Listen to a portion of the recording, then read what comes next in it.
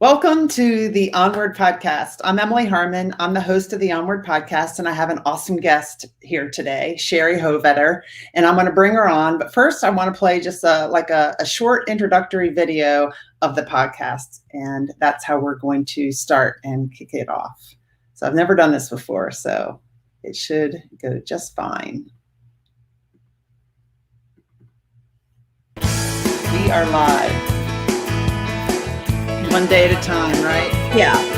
Welcome to the Onward Podcast.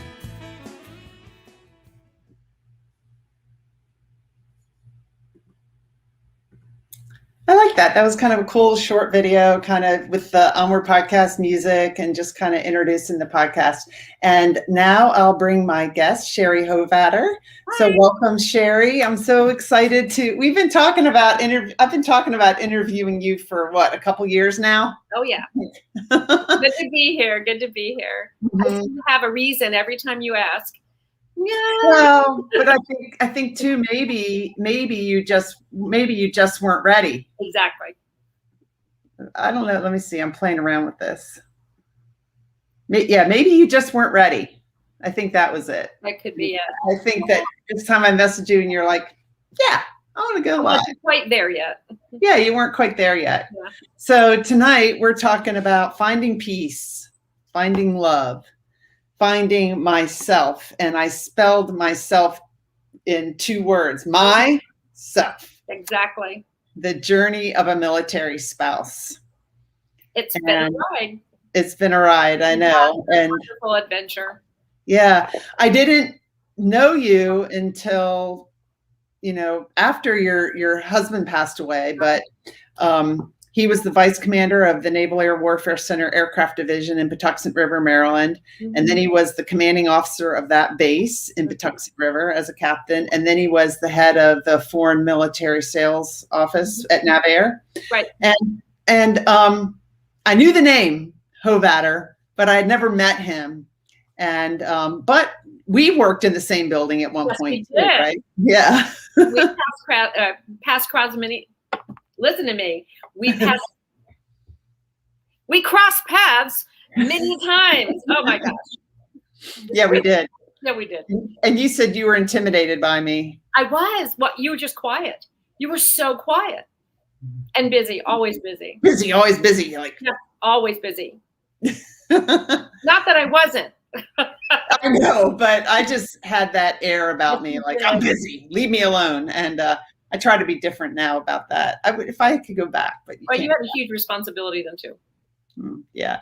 So what's it like being a military spouse? How long were you one? I mean, and you got married at what age? 20 in the early 20s? 21? 22. And we were married 31 years. He retired active duty though, 7 years before he passed away. And I just jumped in. I loved it. I loved being the Navy wife, and the relocating was fantastic. I know the first tour we were in Spain. Within 16 months, we were married, moved to Spain, and I find out that I'm newly pregnant. Oh my gosh. How'd you meet him? We met actually in Pensacola at my sister's. My brother-in-law was also was a Navy pilot as well, and they were both in the training wing. And so I met them in the neighborhood, actually. He came jogging by, and it just blew up from there. It was wonderful. We got to Spain, and it was, you're a million miles, it feels like, as a 22-year-old away from family and a new place, and you start taking Spanish lessons, and I don't have an ear for it. I tried so hard, and I know a million words. I can't put them in a sentence to save my life, but it was a great experience. But I immediately found myself wishing life away. Why? I can't wait until he's back, because he was deployed probably 70% of the 2.5 years we were there. I can't wait till he's back. I can't wait till this. I can't wait till my mom comes to visit. I can't wait till we go back to the States. Always saying these I can't waits. And then, 2 years later, I'm pregnant with our second son, and he's still on the road and coming and going. And Very sporadic deployments at that time. Nothing was planned. It was based on the requirement in the Atlantic or in the Mediterranean.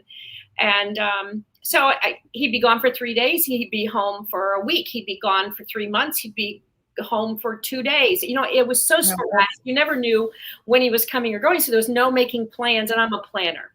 So that was the first thing I had to get over, was just fly by the seat of my pants. Let it happen. Don't make too many plans. And that's a really hard thing to do for a lister or planner. Yeah, definitely. But I got it down well. Now I have a hard time listening and making plans. I got it down too well, I guess. And then we got back to the States, and I realized I enjoyed my time in Spain. I made some fabulous friends. One of my dearest friends in this world I met 2 months after I arrived in Spain, and Vicki and I are like sisters. I just missed so much opportunity because of that attitude. When he's not gone so much, when he's home more, when, always wishing it away. So that became my mantra for the rest of our Navy careers. I will never wish it away. I will take it on. I will make an adventure, a golden opportunity about every one of our tours of duty. And that's what I did. So that's good that you realize that. You could have early on wished away the whole, your whole. But my mother was a perfect example, because my mother was also a Navy wife. My dad retired as senior chief, and he was a Seabee, and we lived in Morocco for 3 years when I was a kid. So I was used to my mom just picking up, moving, setting up household. It was like within a week, the household was set up and life goes on. And so I had a great example from my mom. Yeah, definitely. Yeah. So you guys were married for 31 years, and most of that time he was active duty. Yeah. Working. And he was just I didn't know him, like I said, but he was very well known in Pax River. Everyone loved him. Yeah, he's very, he had a wonderful personality. He just loved people. And there was no strangers to him. I mean, he could walk up to someone on the street, and within 15 minutes, he had a new friend. Yeah. Mm-hmm. But as a Navy wife, did you work out of the home? You had 3 kids, so that's, yeah. Okay. Yes and no. The problem for us was that every other tour, we were overseas. So that makes it very difficult to have any kind of a career, because we were in Spain, and then back to the States, and then to Guam, and then back to and then went to California, and then back to Guam. So it's really hard to do anything work-wise. So I worked as a scopist for a court reporter. I did legal secretarial work in DC for like a year. I worked for Continental when we were in Guam at one point for 1 year. You just can't, you can't make any seniority. You can't dig roots, but you get a job and have fun with it. And I even taught aerobics for several years, because it was something I could do and move with me. Yeah, that's true. That's true. Yeah. I see some people are watching. If you're watching, let us know you're here. Post a comment. Let Sherrie know you're here. And if you have any questions, feel free to ask questions. Mm-hmm. So we titled Finding Myself Along the Way, and finding peace and finding love. Did you have peace, and did you know yourself when you were married? I had peace. I had love, but I didn't know that I didn't have myself until I didn't have him. And I say that because I had a fabulous life, a charmed career. I say we because I was as big a part of it as he was, although he did all the work. But I know that from the very beginning, I signed on enthusiastically. I wanted to help him with his career. I was glad to follow his career. I always felt like I'll have my turn. One day it will be my turn. And I didn't have there was no grudges, no hostile feelings, nothing, no resentment. I enjoyed our lives together. And he was wonderful to me. I mean, he spoiled me. It's like we go to Guam the first time, I take up diving, and he's like, okay, go get your advanced quals. Here, buy a dive boat. Let's go do this. I mean, go on dive adventures with your girlfriends, do these things. And he would say, if you don't travel without me, you won't get to go. So early on, I traveled without him. there were times that he'd go on deployment, come home and say, I'll take a few days leave, stay with the kids, go decompress for a few days. Oh, nice. Yeah. So I had he read me well. We had a wonderful relationship. But when you're following someone else, regardless why or how it happens, you get lost along the way eventually, whether you realize it's happening or you just do it intentionally. You have to. You can't. So when he retired, I started finding more about my own interests because now we're not moving so much. Right. Well, that's not quite true because he had a thing about building houses and moving me a lot, but we moved 9 times in St. Mary's County to build houses and move out and move. Yeah, crazy. While he was on active duty? Yes, yes. Oh, he loved it. It was the hunt for the perfect lot, build the perfect house, and then say, okay, you can decorate it. That was my carrot at the end of the stick. And I go, okay, fine, if this is what you need to do. But when all is said and done, I look back now and I go, my life after he passed away would have been so much better, so much calmer, maybe easier if I had still been in our house in Hollywood, Maryland, that we built in 1996, surrounded by my friends and loved ones, people that I care so much about down in the county, and had my job. All those things would have made a huge difference.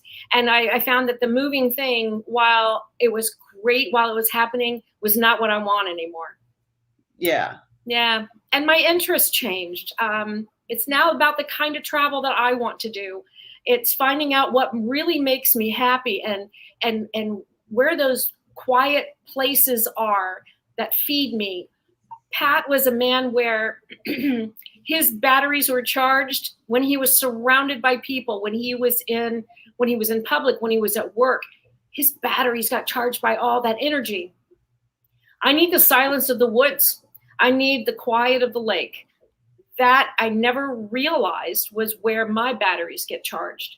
So I felt drained and empty more often than I can tell you. I know during the last 10 years in the Navy, I found myself wanting to play hostess at everything, like Navy League, all kinds of things, because I'd rather be working in the kitchen, an event, sweat pouring off my head, wet hair with an apron on, than out there and all of those wonderful people that most of all I knew and loved.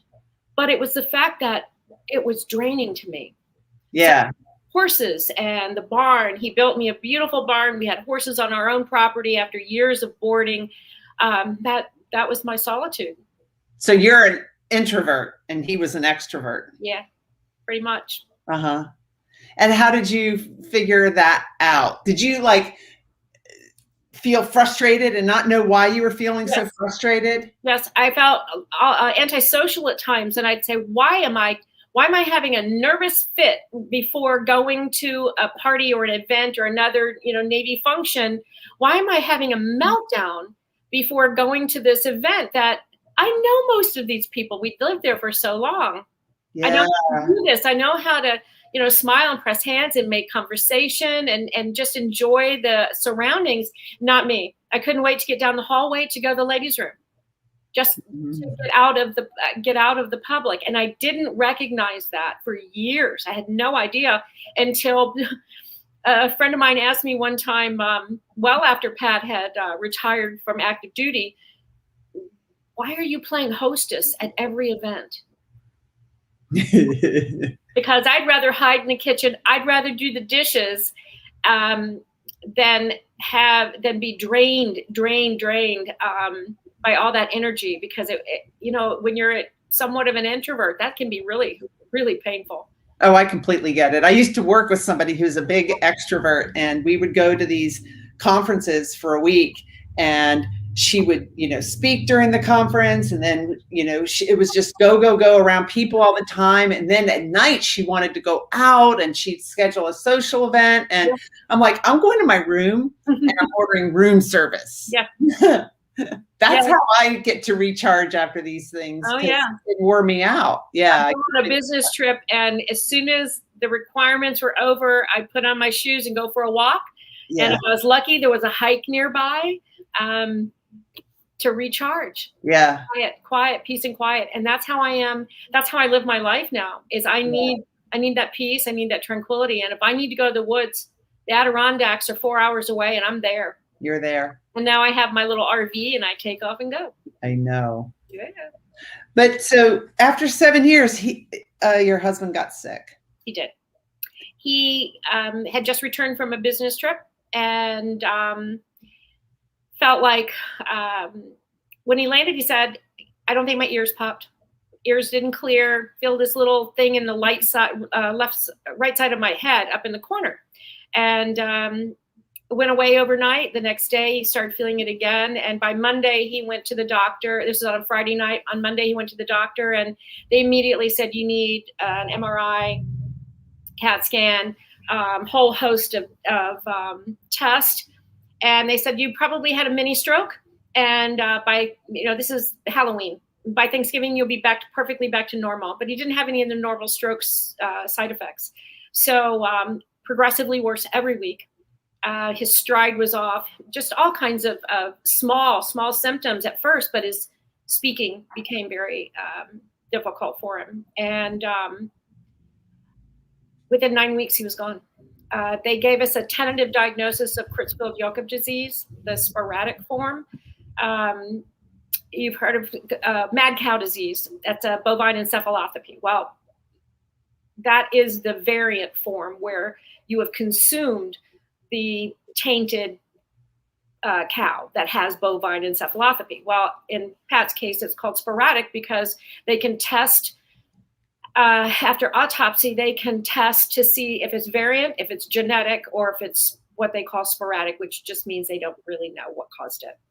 And fortunately, it was not genetic, thank God. So my sons and daughter don't have that concern. It was very fast. He maintained his sense of humor. The house was full of people, just full, revolving door. Every house, our neighbors all on the waterfront down in Havelock, North Carolina, they opened their houses to friends from Pax River, friends from, family, Minnesota, everywhere, to come and see him. And oh my gosh, he just brightened everybody's day. While he's sick, he's brightening everyone's day. He did, absolutely. And he passed quietly on January 2nd, 2012. And he's still terribly missed. That's the thing about grief and loss is that the grief never stops. The grief never ends. Mm-mm. But what you do with it and how you cope with it, how you deal with it, you finally, eventually, hopefully, recognize that you can live with that grief, and the sadness in those memories gets a little. The sadness is not there all the time. You can remember them and smile. You can remember the memories, and you can also remember them and cry. But your heart is big enough that you can do things once you get past the guilt stage. Yeah. That's the bad thing. That took a long time for me. Once you get past the guilt stage, right now I am in this fabulous relationship. I am totally in love with Robert, my partner, and I can still love Pat. It's like we have kids. It's not like you No. have 3 kids. You can love all 3 kids. So you're nothing alike. You're totally different human beings. Right. Both equally wonderful. Robert's not quite an extrovert. More like me, loves to be out and about people, but we really like our quiet and downtime. And he's retired. So the two of us together, we can come and go and do the things that really make us happy at the moment. And we're very spontaneous. And that's a good thing that he is so spontaneous because, like I said, I trained my life to be that way. So for me to say, hey, let's go down to the Outer Banks next month, or worse, there's been times, this time last year, we said, hey, let's load up the bus and head up to Minnesota, northern Minnesota.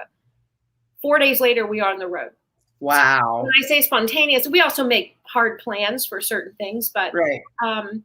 Yeah, it works out. In fact, this happened just this past week. You probably saw I posted my daughter and granddaughters and my son-in-law all just moved to Knoxville a few days ago. And the day after they left, now I left my horses behind. I mean, passed away, but I sold one. I left my horse Days behind in Maryland 10 years ago. And I get my fix every once in a while, and I love them to pieces. That is such a wonderful place for me, is with the horses. But that's not been in my life for a while. And with my daughter leaving the next day, I'm just boo-hooing all day, just off and on all day. Tears just start bursting out because my babies aren't here anymore. And I've had those little granddaughters since they were born. So it's really hard. And my oldest son, with my two grandsons, they just moved to Germany the same day my daughter was packing out to move to Knoxville. So my heart is just breaking. And we go for a motorcycle ride. Again, out in nature, it's quiet. We're not in the city. We're out on country roads, looking at farm scenes. We go by this beautiful barn, and there's a help wanted sign outside. And he's never known me around horses, but he's known how many years they were in my life. So he turns the motorcycle around and he goes, "You need to go in. You need some therapy." And you went in and cleaned stalls, right? That's what I did for 4 hours the next morning. And now I'm going to go every Saturday and Sunday morning at 6 in the morning to go do some barn managing and cleaning and guiding some, teenage girls. That's good. You've got to, you've been taking care of those grandkids, helping your daughter, spending time with your daughter. Now there's a big space. Mm-hmm. You're going to fill it.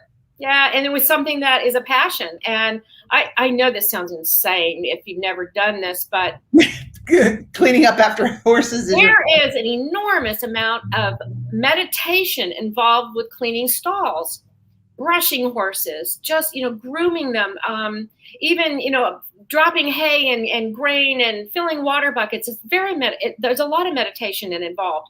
And the reason is because I can't shut my brain down. I don't know about you, but I know a lot of people who do meditate. And for me, meditation means I focus on one thing. Yeah. You're in the moment. I can't. It's just there's too many mice running wild in there. And so in order for me to calm down and step back, I have to just focus on something. And I try to make it something menial, simple, something light. Well, when all you're thinking about is cleaning up that poop out of a horse stall, your mind's not going any further than that. No. Just cleaning it up, and you're filling a bucket, and you're doing these very simple things. And it just releases this calm through me.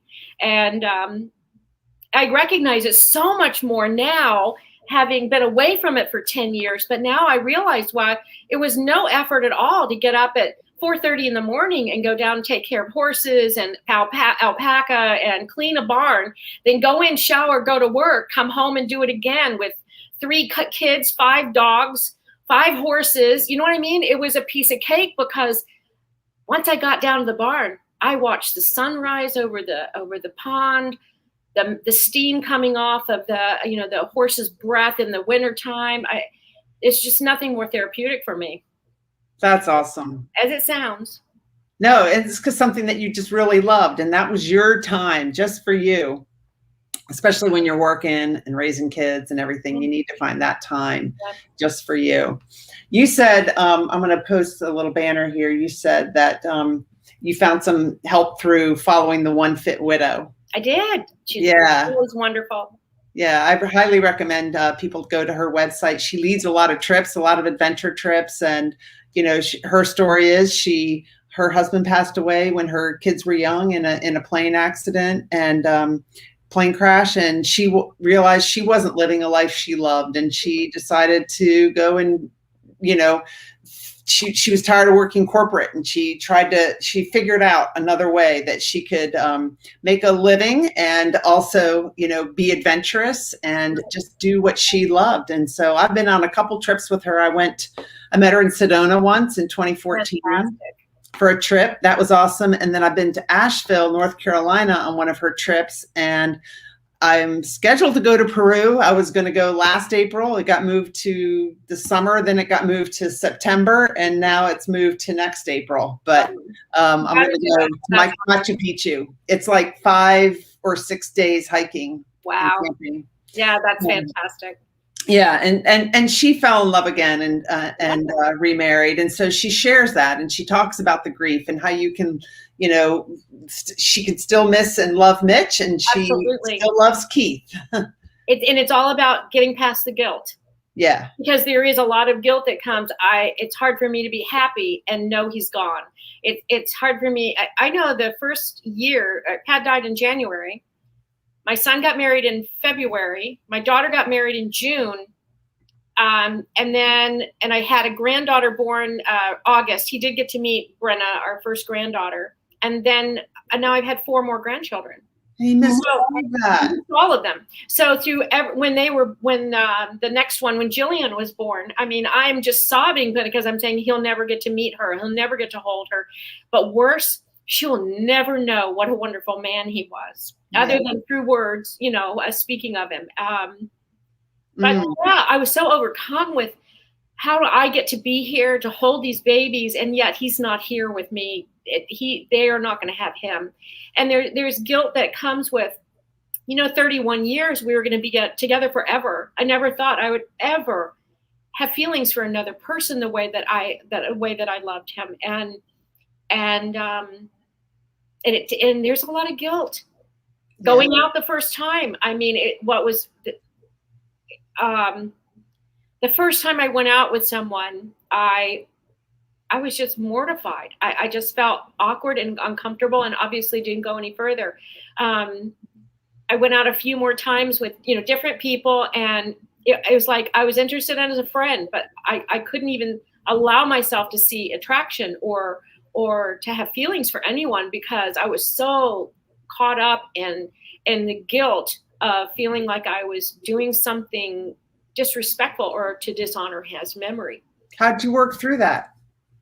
You said you had a grief. A lot of grief. I mean, I had a grief counselor. I started with Susan almost immediately after Pat's death because I was surrounded by some wonderful friends, but I had no family nearby. I had just started a brand new job about 3 weeks before his first symptoms. So I was only on the job for maybe 3 or 4 weeks before I had to take leave. And now he's gone. And now I'm going to come back to a brand new job that I have now got grief brain. And I can't focus. I can't remember anything for more than 10 minutes. My boss was a wonderful friend of mine, Angela. Paget? Yes. I know her. I know. I know her and Russ. Well, Pat worked with Russ, and I worked for Angela, and what the most wonderful people in the world. I love them dearly. And Angela she was a godsend. Yeah. She got me through every day. Once I started coming back to work, I mean, I'm sitting there, you're working on the computer, and all of a sudden a calendar thing comes up and it says, February 7th. And I go, oh my God, that's my anniversary. And tears start streaming down my face. And, that's not cool in the workplace, but you can't control it. And she was absolutely phenomenal. They also did something else. They bought me, I think it was from Russell and Angela, regardless, because everything is very convoluted in your head, or, in the midst of grief and all of that. But they were very good friends of ours. And so they bought, I think, a gift certificate for a massage. Another friend of mine was there, and she hired a masseuse to come into the house and while he was declining. Yeah. She brought her table, she came in and she gave him a massage. And it was just relaxing. It was very relaxing. It was the chimes and the gong and all of it. The scent and the aroma and the music was just perfect. And it was very relaxing for him. And so Angela and Russ, I think, got me a gift certificate for her. Well, I ended up going twice a week for months, and then once a week for a year. Because what I found was she was very holistic in her approach, and um, very in tune with your feelings and your needs. So, I mean, there'd be times when she would just, it's like I'm pushing this away. I'm moving this tension, and let it go. Let your feelings go, and all of this, the talk and the touch. Sometimes I would just cry. It would just tears stream down my face, and she'd say, "It's okay. Just release it. Don't hold it all in, because it just creates more havoc inside your body. Let it go." That was extremely therapeutic. Keeping in mind something I learned very valuable, and I should have known before, after my father passed away, because I had just gone through working with my mom and my sisters when my dad passed through hospice. I spent a month taking care of him with them. And after my father died, I could hold my mother's hand, and she would just it was like she would kind of winch, and she'd go, "Oh, that feels good." And I didn't catch on after Pat passed, and you don't have family nearby, and you get a friend to give you a hug, but you're not touched.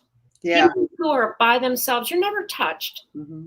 You don't recognize the need of touch in your life until you don't have it. Mm-hmm. And now I'm a hand holder. If I'm sitting with my mother, I'm sitting with my sister, I have to hold them and touch them, and not just giving them hugs, but just I tell my mother how beautiful her hands are, and just to touch, because that is so important. So I would say my grief counselor, the massage, I did not go for deep tissue. I went for just very relaxing, meditative type massage was ideal. The combination I looked forward to so much, because I felt like I was releasing toxic feelings at the same time. And then I had a group of ladies you were part of, our sweet friend Lee, and Lee is just, and she knows grief. Yeah, she does. Grief in the worst possible way, and she brought us a group of people who didn't know each other from Adam, and brought us together as sisters, and they were my lifeline for a very long time. And then another friend, Tim Smith. Tim worked with Pat. I worked with Bonnie at Pax River. I loved Bonnie. Bonnie had passed, and Tim reached out after when Pat was sick, actually, and then continued to reach out and just kept texting and saying, "How are you doing today? Are you doing okay?" And it wasn't real personal. It was just, you're doing this. Everybody feels this. You're not alone. There's a lot of us out there. It's a nasty group of grieving widows and widowers. You just have to tell people, talk to them, tell them how you're really feeling, and get it out there. Don't just keep, keeping it all inside. And so he's been a fabulous friend. And in fact, this coming May, Robert and I and Tim and Brandy and another couple that we travel with quite a bit are all going to Alaska for 5 months. And that's awesome. In your campers. Yeah. That's so awesome. And because Tim retired, and his wife Bonnie, and then right after that, within a year, she passed. They went to Alaska, and she started getting symptoms, and came back, and it was just horrific, absolutely horrific. But he knew exactly what I was going through. Yeah. And then my former husband, I retire, and he wasn't ready to retire yet. He was 64 when he passed away. And I saw him die with regrets. And within 2 weeks, he's paralyzed in both arms. You just never know when something's going to happen. And that's why it's so important. That's what I started this Creative Life You Love. I mean, it's just so important to, like you were saying, when this happens, when that happens, when Pat comes back, I'll start to live my life, and we've got to just live our life now. Exactly. You nailed it. There's no time to wait. And no, you can't do things that you can't afford at the wrong time. You have to be practical about things, but you have to set boundaries of what you're willing to do and tolerate from outside requirements. That makes any sense. Boundaries. Everyone's going to ask, You have to be able to say no. I've had such a struggle with that my entire life. I Me don't too. know. I'm trying to figure it out, and my kids look at me and go, "What? You know, what is that?" My daughter will say, "I've learned how." Mom, you've really learned how to say no. But that was the hardest thing in the world. It's like we've talked about before, is that, the only, I've also found myself to be very underreactive, Mhm. very calm. I don't get riled up about much at all. The only time things in this world affect me is usually when it's my kids. If they're sad, I'm sad. If they're happy, I'm happy. If they're successful, I feel fabulous. If something's falling to the wayside or they're having struggles, I feel that pain. Every parent does that, Mhm. I think.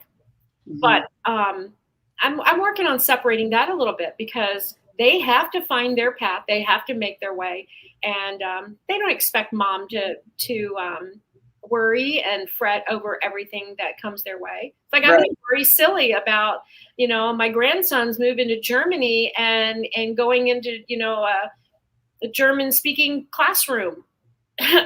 Without any German, and my kids like, no, mom, that's what immersion's about. Yeah, opportunity. We are a part. Yeah. So yeah, that's a part I got to stop. But I don't get crazy wrapped up in outside stuff anymore. I pick and choose.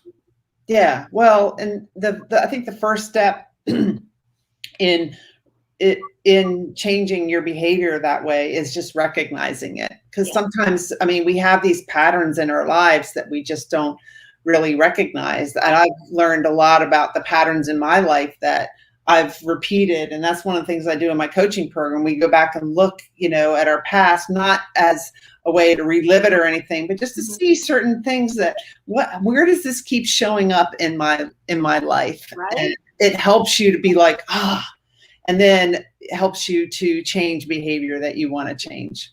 Yeah. Oh, I agree. I think it's also very humbling, experiencing grief like that. It's humbling from the perspective of, like I said, if we had been in Maryland and in one of our earlier homes, I'd probably still be there. But we had moved to a very rural place, on the intercoastal waterway between Beaufort and New Bern, North Carolina. And while we had the most phenomenal neighbors, I love them to pieces. Um, and great friends and work associates. We were still 35 minutes from gas station or grocery store, and we're 45 minutes from any medical or police intervention should there be an issue. So I used to jokingly say, look, if I have a heart attack or something happens, just put me in the boat, set me adrift on the intercoastal, call the Coast Guard, because they'll get there faster than an ambulance.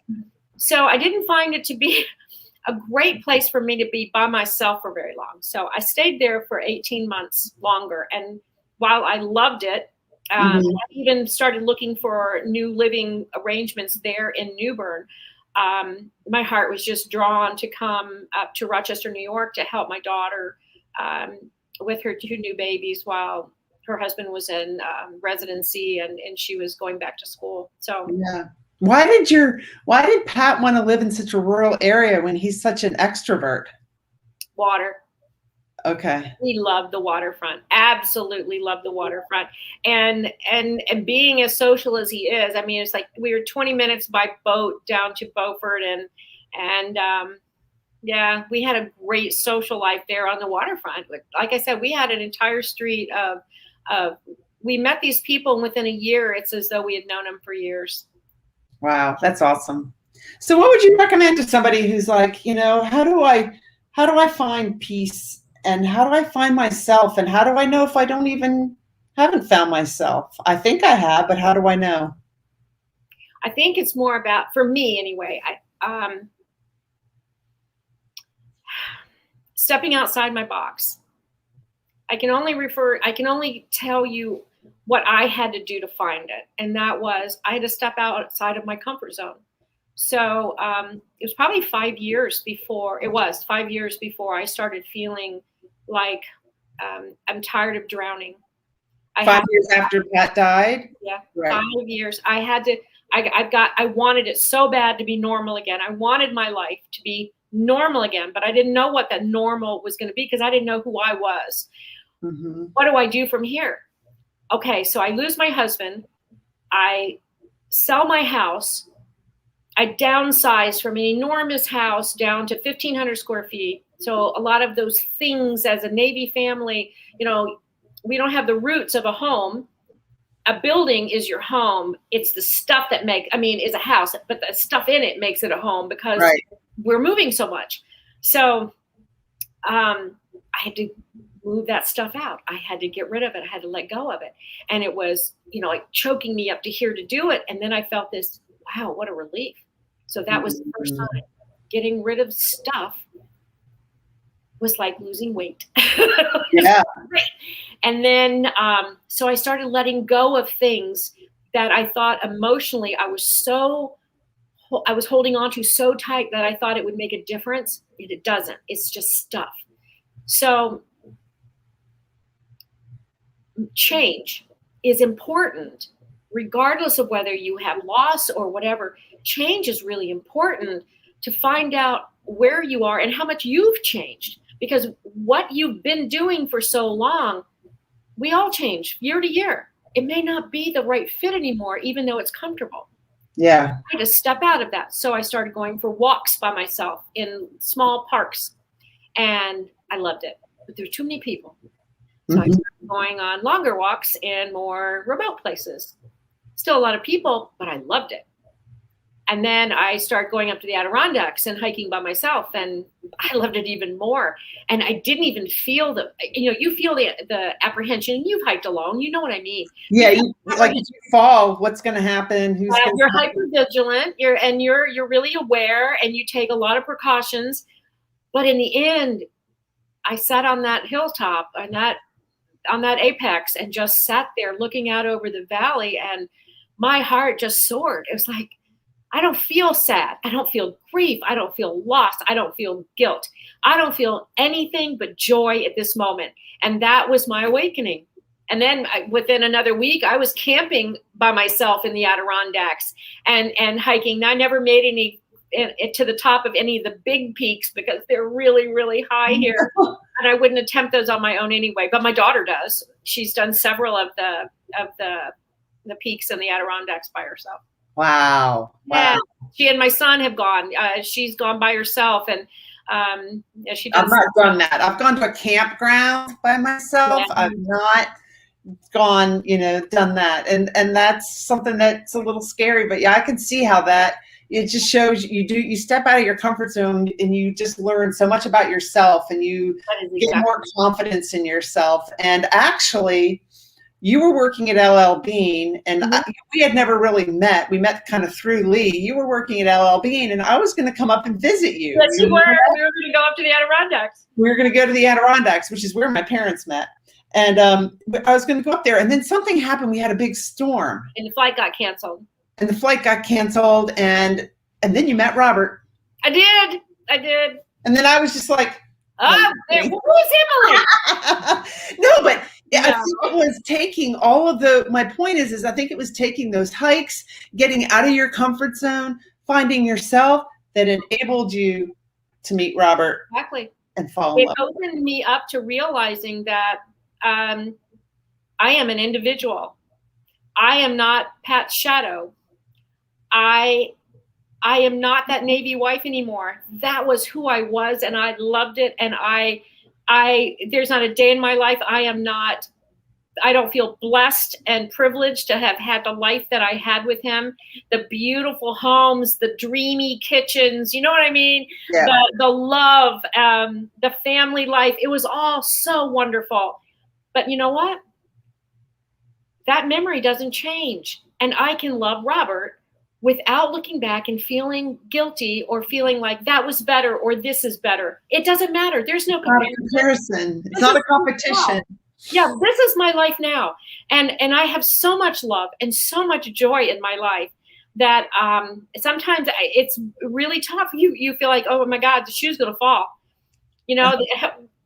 I don't know what I would do if something changed right now. I don't know how my reaction would be. Maybe I'm stronger than I was before. Right. All I know is that I know who I am now. And I know that For some people, I've known widows who've lost their house, who've lost a lot of income. I lost a lot of income, and I sold my house, but Pat left me very independent, which I'm thankful for. So, and I know that there's always more loss involved than just the spouse. Yeah. Yeah. So many women lose their entire. It's crushing to a lot of people. So I know that everyone's experience is not going to be as easy as mine. Although there's a lot I don't see that was easy about it. But I also had a major back injury with a fall Pat had before he passed that left me pretty incapacitated for a year and a lot of back pain. And I've come through that as well. So, physical therapy, getting in shape, losing weight, taking care of myself, all those transitions. Yeah, I still have a ton of weight to lose, but I also enjoy food and I travel so much. It makes it very hard. But, and then I found Robert, and having found who I was and what I like and what motivates me and energizes me, opened me up to meeting this man. And we clicked immediately. We just clicked. And we've been together for over 4 years now. And I could only hope for 40 more, but at 62, that's not likely. It could be. I know. You never know. It gives me hope because, my last divorce, I've been divorced a few times, was in 2013, 2014. And my heart has been closed. Yep. And it wasn't until like a couple of weeks ago I told my counselor, maybe I could open it. And so we've been talking about that. But yeah, because up until then I was just like this, not even trying to meet anybody or whatever. But I feel like because I've done the work, like what, not worked on myself, I focused inward like what you did, and found myself again. Or found myself, maybe not again. Right. That I'm ready to start thinking about opening my heart. Good. Very good. So if you're ready, you'll know it right away. Yeah. When you meet the right person. The right person. Yeah. Right. The other issue was, I know the first few people that I dated, I was making too many comparisons. I was looking for Pat. I was looking for the military background. I was looking because that's a lifestyle that we would share and understand. And then I thought, no, I can't do that, because I found myself comparing careers, comparing lifestyles, comparing squadrons to ships. It's all that stuff gets in your head. Yeah. And you're no longer looking at the person and going, I'm not even attracted to this person. And I'm already going nuts in my head over all these comparisons. I'm looking for Pat. It's not till you stop looking and that you find who you are, that what opens you up to other people. And then you have to stop. You have to go, you know what? At this time in my life, I can go with the person that makes me feel good, makes me feel good about myself. And when this man says to me, my job is to make your day a little better every single day. That's awesome. And that's I remember because we're in this little Facebook group that Lee started. Yeah. And I remember when you posted a picture of Robert on a motorcycle, you're like, well, I went on a ride on a motorcycle with him. And you're like, I don't know, but I know, Harley? Oh my God. Yeah. Right after that, it was like, I know. We're like, yay, Sherrie. I mean, stepping out of the box. I remember, on one of our first dates, and we were talking, and it's like, he goes, well, it sounds like you've had a ton of adventures. And I go, really, I have. And I feel really blessed about all that. I said, but there's a lot still that I haven't done. And he goes, have you been skydiving? I said, no. He goes, well, I've done that already. He goes, I know one that you haven't done. And so he picked me up for a date on his Harley. And, oh my God, talk about the wind in your face. And like I said, we don't hit the cities. We go out into the countryside. We're driving through cow pasture. down roads with farms and around the the Finger Lakes and into the mountains, and it's just relaxing. It's beautiful. You smell all that fresh air, and we love it. We absolutely love it. So yeah, whoever, I never would have guessed in a million years I would be on the back of a Harley. I don't dress the part. I have to admit, there was a day where he took a picture, and I look back and I go, well, that's really a mixed message there. I'm on a Harley Davidson with a Burberry scarf and glasses. I was like, who cares? Yeah. It was so fun. And yeah, we really enjoy it. We also have our little 21-foot RV, and we take off and go, and we're very spontaneous. Perfect example is day before yesterday, I'm taking a nap on the couch because I had one heck of a workout that morning. And he walks in, he goes, we got to leave in an hour. I go, what? He goes, yeah, the game starts in an hour. And I'm thinking, did I forget? Because we do go to the baseball game here occasionally, and it's the minors. It's not the big leagues. Right. It's a farm team exactly for the big leagues. And so he goes, no, we have tickets in Buffalo to go see the Toronto Blue Jays and the Red Sox. And I go, how did I forget that? He goes, you didn't. I just bought tickets while you were sleeping. So now I'm up and we are headed out to a baseball game. So yeah, we keep it lively. And Buffalo is not just right around the corner from where you live. It's an hour and 30 minutes. Hour and 30 minutes. Yeah. That's awesome. I mean, you just can't plan your entire life, because all the plans in the world can come to an end at a very abrupt moment. And you can't let guilt guide your way, because there will always be someone who has something to say about your choices. You have to do what's best for you. And that's what I'm trying to do. That's what you're doing. Thank you so much for being my guest on the Onward podcast, Sherrie. This is awesome. I'm just going to end it, and you can stay here, and then we'll chat a little bit before we go. But thank you so much. I'm so glad I interviewed you. You're the perfect onwarder, because the onward movement is all about creating a life that you love. And it's about releasing the fear of judgment, which you just talked about. People will judge you, but you've got to go for what you love. So releasing the fear of judgment, creating a life you love with confidence, and you've done it. I'm trying. Yeah. Thank you so much. Okay. Love this group. Yes.